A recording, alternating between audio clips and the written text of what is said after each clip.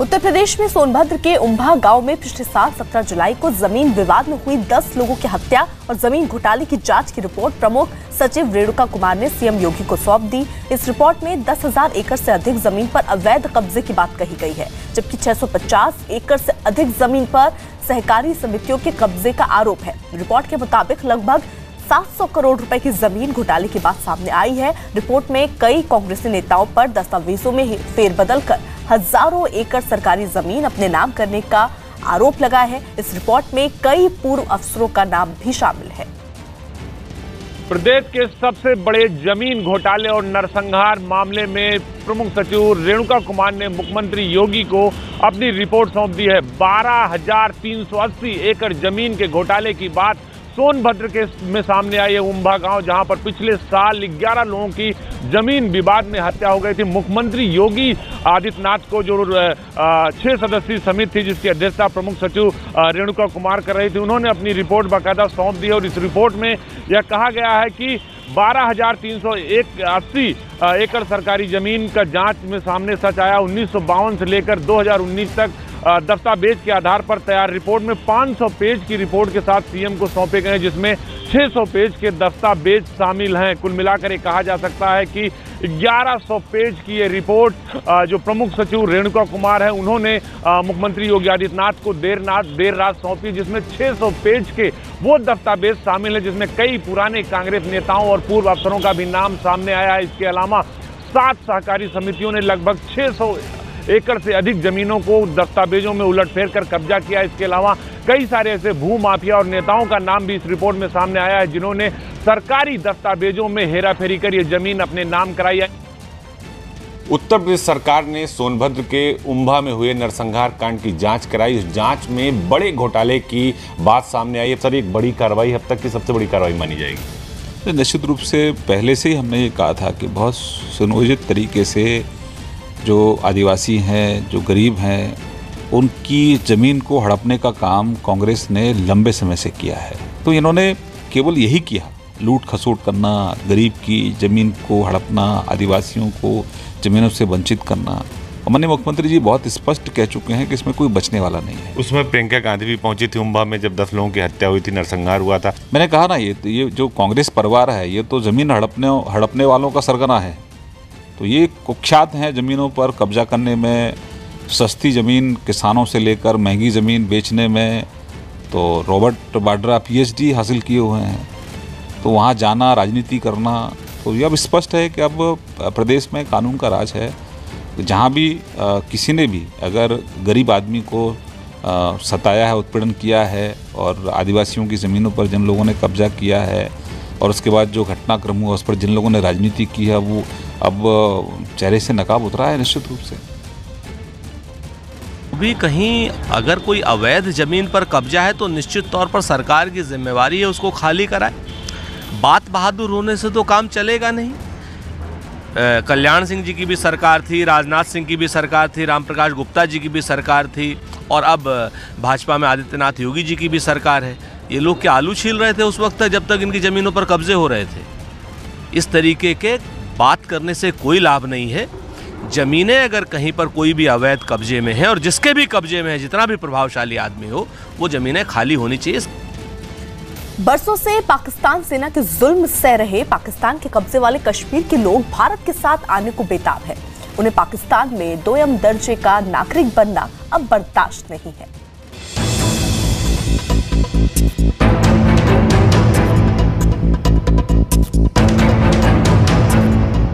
तीन 370 हटने से जम्मू कश्मीर में हुई नई सुबह।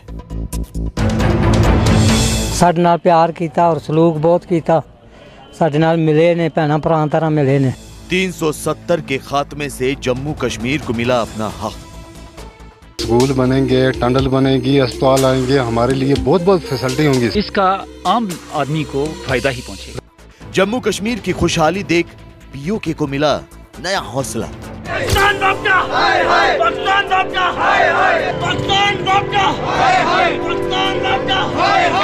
भारत के साथ आने को बेकरार है POK की जनता।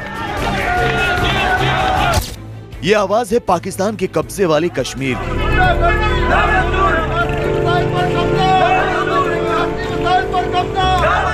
जहां के लोग अब भारत के साथ आने के लिए बेकरार हैं।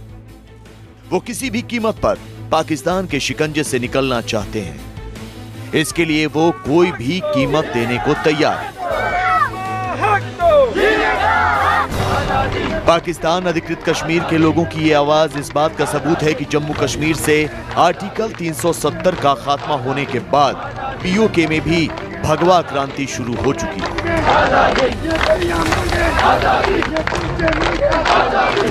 इसका एहसास भी इमरान सरकार को हो चुका है कि 2020 में पाकिस्तान अधिकृत कश्मीर उनके हाथ से निकल सकता है। इसीलिए इमरान और उनके मंत्री बार बार ये बयान दे रहे हैं कि भारत पीओके को अपने कब्जे में ले सकता है।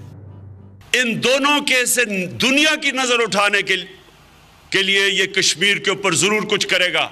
आजाद कश्मीर पे जरूर कोई वारदात करेगा। जनरल बाजवा को मैं आगाह कर चुका हूं और उन्होंने मुझे बार बार कहा कि वो तैयार है इनके लिए। इमरान सरकार पीओके गंवाने के डर से इस कदर बेचैन हो चुकी है कि अब उसे बचाने के लिए पूरी ताकत लगा रही है। इस्लामाबाद में रात दिन इसे लेकर बैठकों का दौर चल रहा है, जिसमें पाकिस्तान अधिकृत कश्मीर को बचाने का ब्लूप्रिंट तैयार किया जा रहा है। इसके लिए कुछ दिन पहले ही इमरान सरकार ने पीओके के टुकड़े टुकड़े करने का फैसला किया था।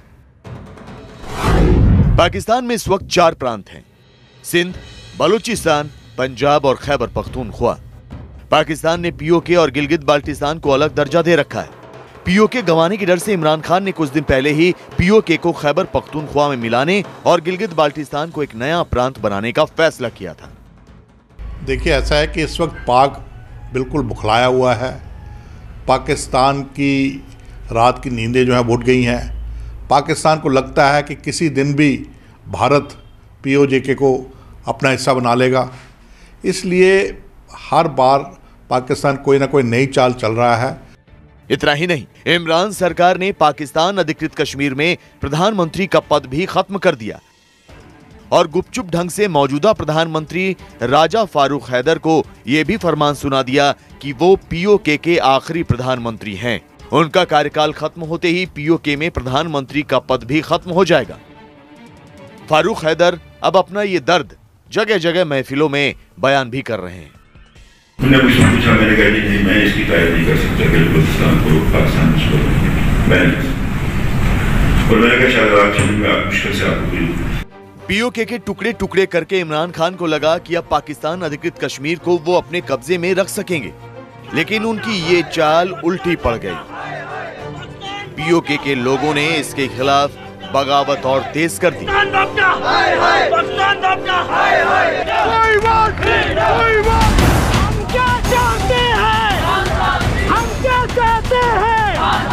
बच्चे मांगे, पूरे मांगे। कौन से मुआहदे में, कौन सी करारदाद में, कौन सी तकसीम के प्लान में ये लिखा हुआ है कि ये तकमील पाकिस्तान की जंग है? पीओके को टुकड़े टुकड़े करने की इमरान की कोशिश के खिलाफ जो बगावत भड़क उठी है, उसकी गूंज इस्लामाबाद में भी सुनी जा सकती है। यही वजह है कि इमरान ने अब पीओके के खिलाफ एक नई साजिश का ताना बाना बुना है, जिसकी पूरी स्क्रिप्ट न्यूज 18 इंडिया के पास है। और इस ब्लूप्रिंट में पीओके का वजूद मिटाने की जो तैयारी की गई है, उसका सच बेहद चौंकाने वाला है। पाकिस्तान के कब्जे वाले कश्मीर के लोग सेना के बूटों तले जिंदा नहीं रहना चाहते। वो अचानक किसी रात सेना के हाथों गायब नहीं होना चाहते। इसलिए हर दूसरे दिन उनके सीने का उबाल सड़कों पर नजर आता है। शायद इसलिए अब इमरान सरकार ने पीओके को खंड खंड करने का फैसला किया है। पाकिस्तान के प्रधानमंत्री ने पीओके के खिलाफ एक ऐसा ब्लूप्रिंट तैयार किया है जिससे उसका वजूद ही मिट जाएगा।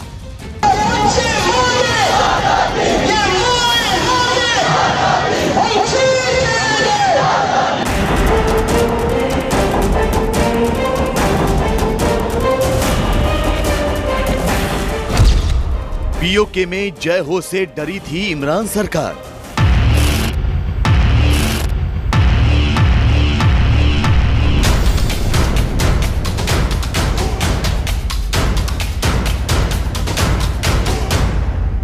इन दोनों के से दुनिया की नजर उठाने के लिए ये कश्मीर के ऊपर जरूर कुछ करेगा, आजाद कश्मीर पे जरूर कोई वारदात करेगा।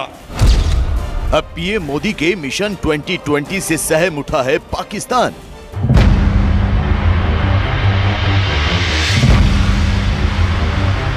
निर्णय सही होता है, इरादा सही होता है तो उसकी गूंज दुनिया भर में सुनाई देती है। पीओके बचाने के लिए इमरान ने रची नई साजिश।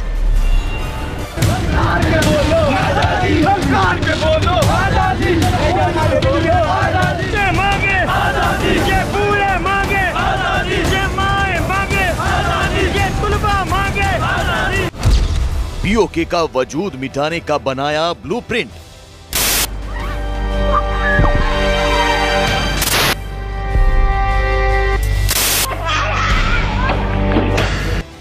पाकिस्तान अधिकृत कश्मीर के लोगों की भारत के साथ आने की बेकरारी ने इमरान सरकार की नींद उड़ा दी है। पीओके हाथ से फिसलता देख इमरान सरकार ने पहले पीओके के टुकड़े टुकड़े करने का फैसला किया, लेकिन इस फैसले से भी बात नहीं बनी और पीओके में बगावत और तेज हो गई।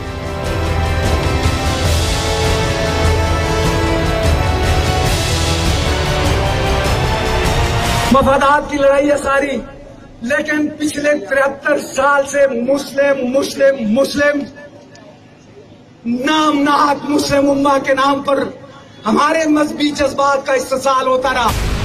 पीओके के टुकड़े टुकड़े करने से भी बात नहीं बनी तो इमरान सरकार ने गुपचुप ढंग से एक और फरमान जारी किया है। इस फरमान की कॉपी न्यूज 18 इंडिया के पास है और इसे देखकर ये समझा जा सकता है कि इमरान सरकार ने कितनी बड़ी साजिश रची है। पीओके खोने का डर पाकिस्तान को सताने लगा है। यही वजह है कि पाकिस्तानी सरकार ने एक और साजिश रची है। न्यूज़ 18 इंडिया के हाथ वो लेटर है पाकिस्तानी सरकार के, जिसमें साफ जाहिर है कि पाकिस्तान पीओके का स्टेटस बदलने की कवायद कर चुका है और वहाँ पर बाहरी लोगों को बसाने का सिलसिला शुरू हो चुका है, क्योंकि पाकिस्तान में जो विरोध पीओके में पाकिस्तान के खिलाफ पनपा जा रहा है उसको दबाने की ये साजिश पाकिस्तानी सरकार की है। इमरान सरकार ने पीओके के टुकड़े टुकड़े करने का जो फरमान जारी किया था उससे पीओके का भौगोलिक वजूद खत्म होगा। इसके बाद अब जो फरमान आया है उसे अमल में लाने के बाद पीओके की पहचान भी मिट जाएगी। इमरान सरकार ने अपने नए फरमान से पाकिस्तान अधिकृत कश्मीर में बाहरी लोगों को बसाने की कोशिश शुरू कर दी है। इसके लिए इमरान सरकार ने पीओके में जमीन की खरीद फरोख्त पर लगी पाबंदी हटा दी है। अब पीओके में पंजाब और सिंध के लोगों को बसाने की कवायद शुरू हो गई है, जबकि पीओके में अब तक सिर्फ कश्मीरी ही जमीन की खरीद फरोख्त कर सकता था।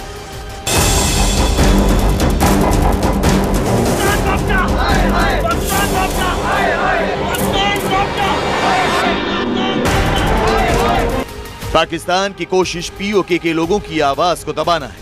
पंजाब और सिंध के लोगों को पीओके में बसाकर पहले वहां के लोगों को अल्पसंख्यक बनाया जाएगा, इसके बाद ताकत के दम पर उन्हें कुचल दिया जाएगा। पाकिस्तान ने कभी भी पीओजेके के जो नागरिक हैं जिन्हें वो आज़ाद कश्मीर कहता है या गिलगित बाल्टिस्तान जिन्हें नॉर्दर्न एरियाज कहता था, उनके नागरिकों या उनके शहरियों को कभी भी पाकिस्तान का शहरी नहीं माना है। वो उन्हें दुआम दर्जे का जो सेकंड रेट सिटीजन हमेशा मानते। पाकिस्तान ऑक्युपाइड जम्मू कश्मीर और गिलगित बाल्टिस्तान के लोगों की आवाज़ दबाने के लिए वहाँ पर वो उनकी तादाद कम कर सकता है, वहाँ पर डेमोग्राफिक इन्वेजन कर सकता है, वहाँ पर बाहर से लाकर पंजाब या सिंध या दूसरी जगह से लाकर दूसरे मुसलमानों को वहाँ पर बसा सकता है। पाकिस्तान ने एक तरफ तो पीओके में जमीन की खरीद फरोख्त के लिए सभी को इजाजत दे दी है, जबकि इससे पहले वो गिलगित बाल्टिस्तान को अलग प्रांत बनाने का ऐलान कर चुका है, जिसका गिलगित बाल्टिस्तान के लोग पूरी ताकत से विरोध कर रहे हैं। Pakistan trying to annex Gilgit-Baltistan as its fifth province, that is illegal and against international laws, against the UN resolutions on Kashmir and against the constitution of Pakistan as well. PoK को लेकर इमरान सरकार जो ताबड़तोड़ फैसले कर रही है उसकी बड़ी वजह है प्रधानमंत्री मोदी का मिशन 2020, जिससे इमरान को पीओके गंवाने का डर सता रहा है, क्योंकि भारत के साथ आने के लिए पीओके के लोगों की आवाज बुलंद होती जा रही है।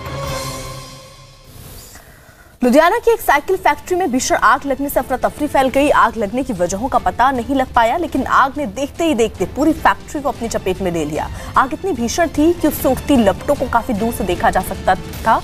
वहीं आग की लपटों से निकलता धुआं जो था वो पूरे इलाके में भर गया। फैक्ट्री के अंदर से भी आग की भीषण लपटें उठती दिखी, जिसके बाद सूचना पर पहुंची दमकल विभाग की टीम आग बुझाने की कोशिशों में जुट गई। राहत की बात यह रही कि आग लगते ही फैक्ट्री के अंदर मौजूद सभी कर्मचारियों को सुरक्षित बाहर निकाल दिया गया।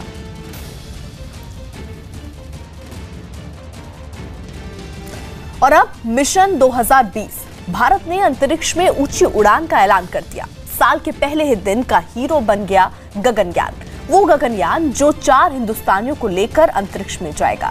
प्रधानमंत्री नरेंद्र मोदी ने साल 2022 को स्पेस में भारतीयों को भेजने का टारगेट तय किया था।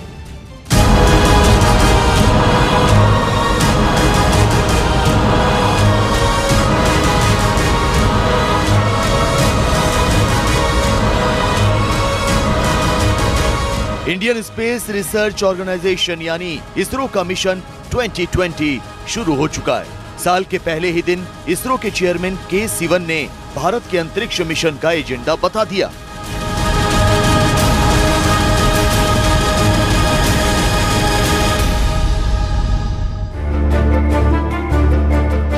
इस साल इसरो के एजेंडे में भारतीय अंतरिक्ष यात्रियों को गगनयान से अंतरिक्ष रवाना करना और चंद्रयान 2 के अधूरे काम को पूरा करने के लिए चंद्रयान 3 भेजना सबसे आगे है। लेकिन 2020 के बाकी मिशन का काम भी रॉकेट की रफ्तार से जारी रहेगा।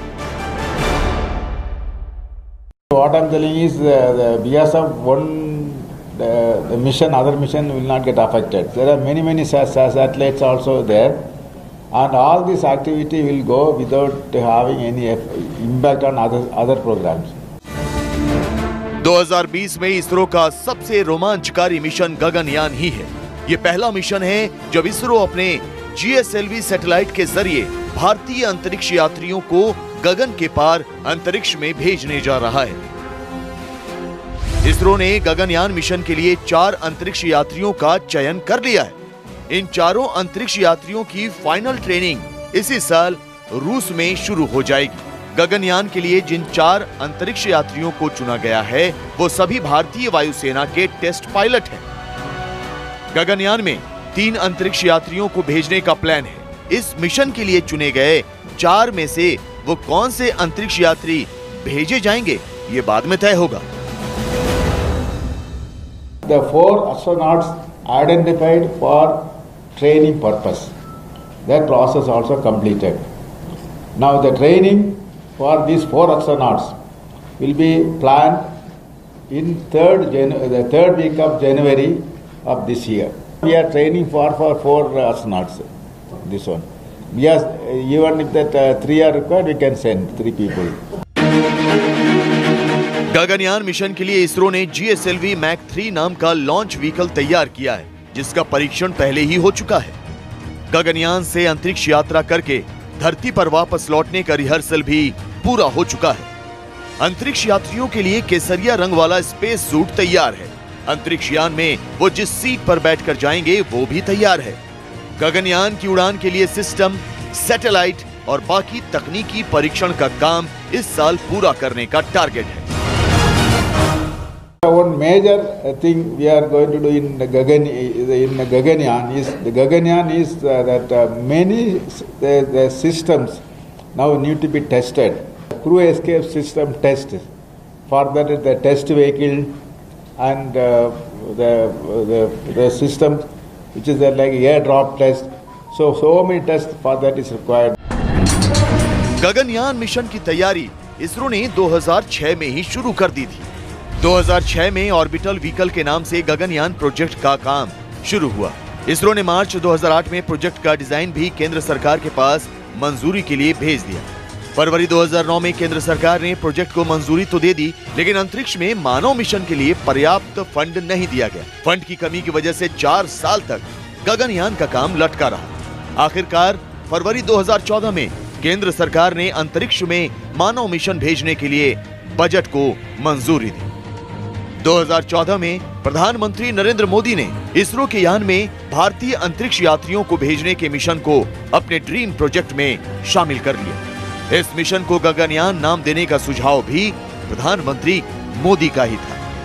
15 अगस्त 2018 को प्रधानमंत्री मोदी ने लाल किले से ऐलान किया कि गगनयान अब कल्पना से हकीकत में तब्दील होने जा रहा है। 2022 जब आजादी के 75 साल होंगे, तब यहां हो सके तो उससे पहले आजादी का 75 साल मनाएंगे। तब तक मां भारत का कोई संतान, चाहे बेटा हो या बेटी, कोई भी हो सकता है, वे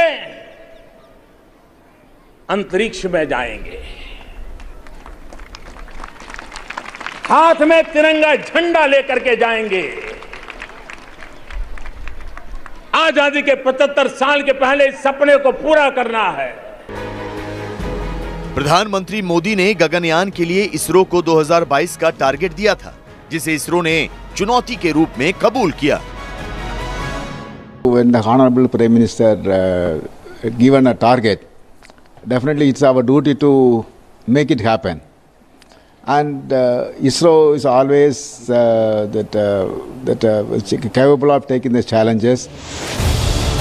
गगनयान इसी के बाद इसरो की जिद बन गया। इसरो के वैज्ञानिकों ने गगनयान मिशन को समय से पूरा करने के लिए दिन रात एक कर दिया। नए साल के पहले दिन ही इसरो के चेयरमैन ने ऐलान भी कर दिया कि ये साल इसरो के लिए गगनयान का साल होगा। इसरो के कैलेंडर के मुताबिक इस साल के अंत तक इसरो का गगनयान पहली बार उड़ान भरेगा। हालांकि पहली उड़ान में गगनयान में कोई अंतरिक्ष यात्री सवार नहीं होगा। इसरो की तैयारी दिसंबर 2021 में अंतरिक्ष यात्रियों के साथ गगनयान को रवाना करने की है। गगनयान मिशन में अंतरिक्ष यात्री 7 दिन में अंतरिक्ष की सैर करके धरती पर लौट आएंगे।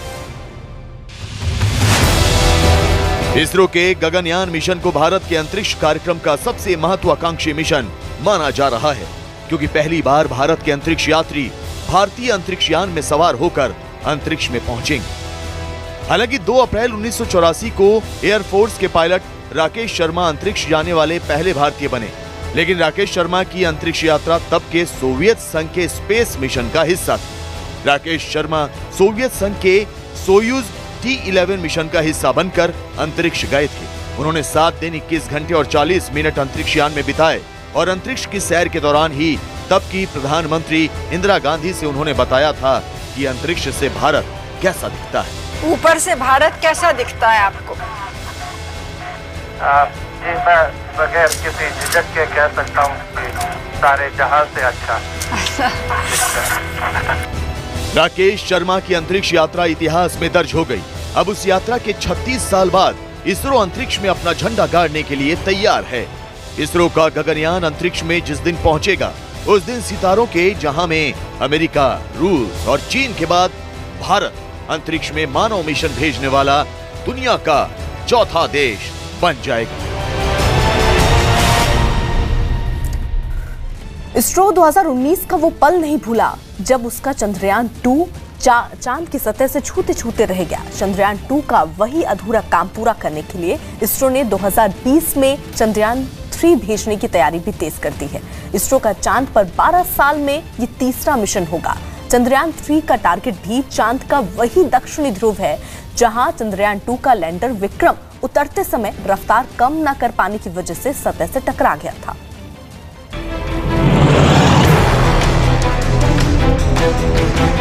दो 2019 की ये तस्वीरें आप भूले तो नहीं होंगे, भूलिएगा भी मत, क्योंकि इसरो के वैज्ञानिक भी इसे भूलने को तैयार नहीं है। वो नहीं भूले कि चंद्रयान 2 का मिशन अब तक अधूरा है।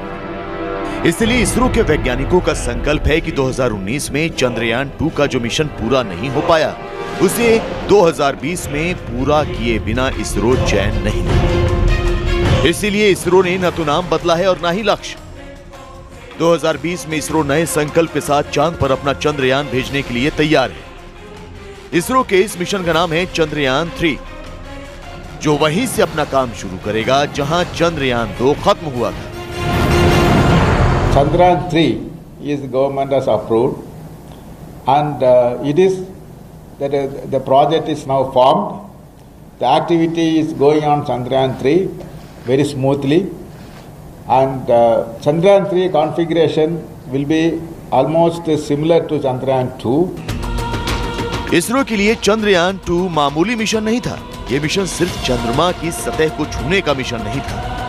विज्ञान के क्षेत्र में भारत एक ऊंची उड़ान लेने के लिए तैयार है।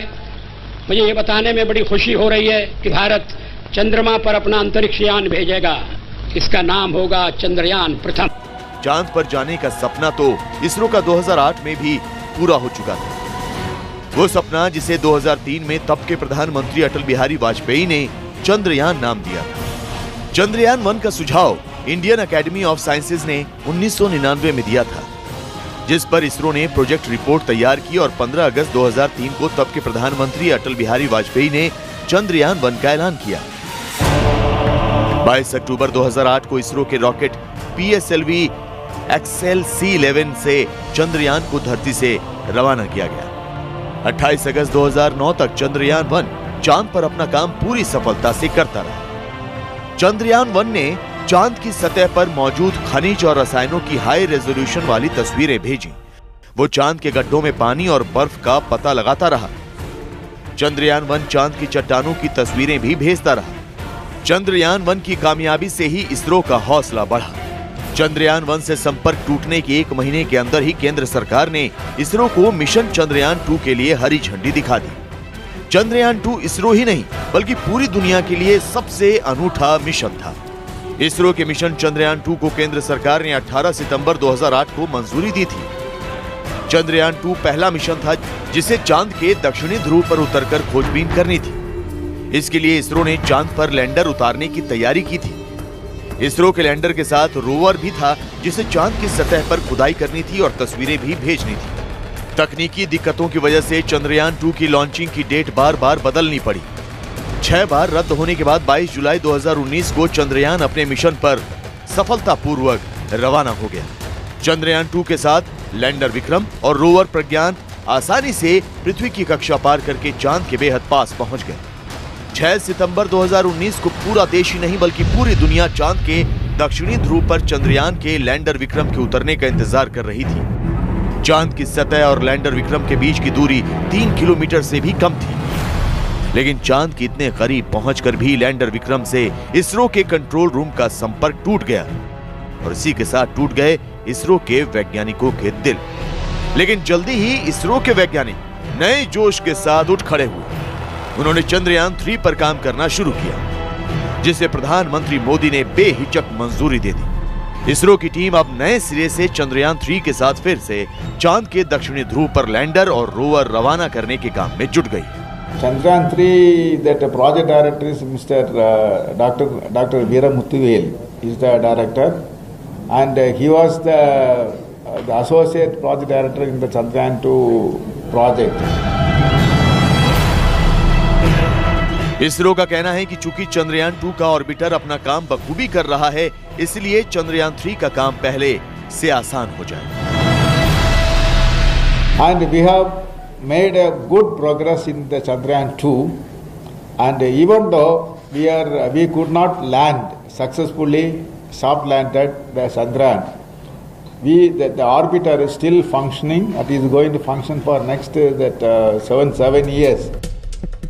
खास बात यह भी है कि चंद्रयान 2 के मुकाबले चंद्रयान 3 पर खर्च भी कम आएगा।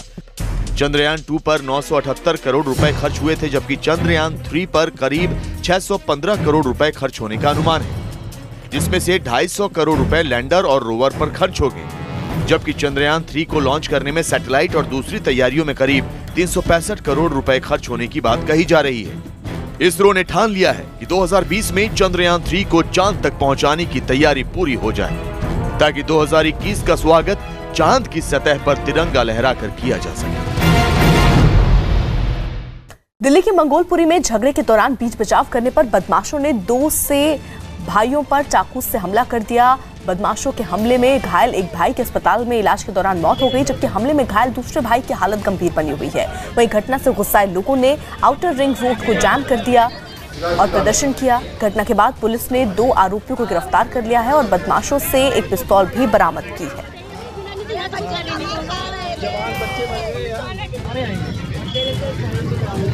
दिल्ली के मंगोलपुरी की तस्वीरें, जहां पर झगड़े के दौरान दरअसल बीच बचाव करने के लिए बदमाशों ने दो भाई जो वहां पर मौजूद थे उन पर चाकू से हमला कर दिया। बदमाशों के हमले में घायल एक भाई की अस्पताल में इलाज के दौरान मौत हो गई, जबकि हमले में घायल दूसरे भाई की हालत गंभीर बनी हुई है।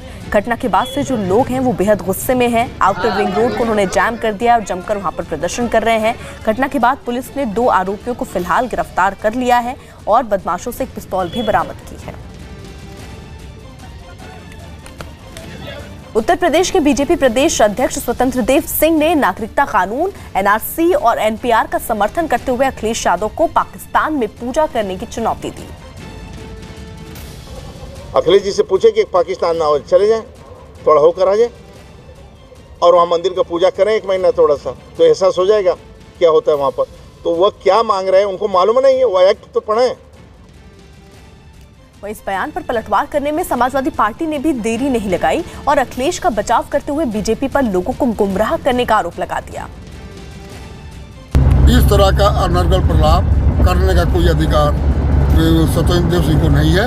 ये हिंदुओं को कोल बरगलाते हैं, इसलिए धर्म के आधार पर जिन्होंने एनआरसी, सीएए, एनपीआर लाए हैं, हम इसका शांतिपूर्वक विरोध करते हैं।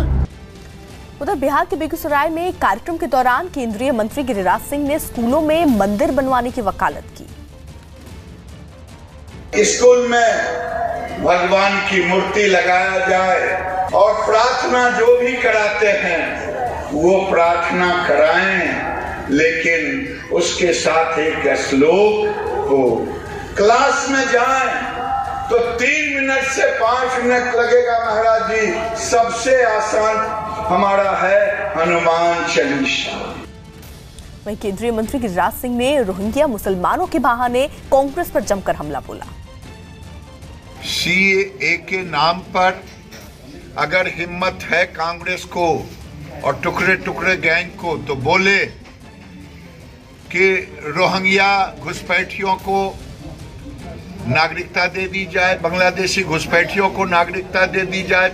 यूपी में पीएफआई के सदस्यों के गिरफ्तारी को लेकर यूपी पुलिस का अभियान लगातार जारी है। एटीएस और यूपी एसटीएफ लगातार दबिश दे रही हैं। अब तक 3 दर्जन से अधिक पीएफआई सदस्यों को गिरफ्तार किया जा चुका है। यूपी के आधा दर्जन से अधिक जिलों में छापेमारी हो रही है।